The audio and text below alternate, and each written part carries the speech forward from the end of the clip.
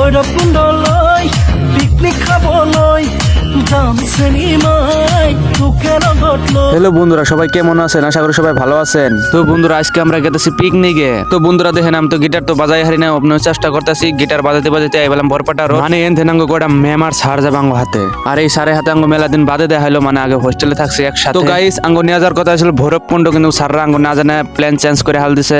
আঙ্গ হ্যান যাতে হবে ভুটান চৌকি। ইয়ার করবো গাইস, কিছু করার নাই। স্যার গাড়ির মধ্যে উঠলো আর অমনি ড্যান্স আরম্ভ করে দিলাম।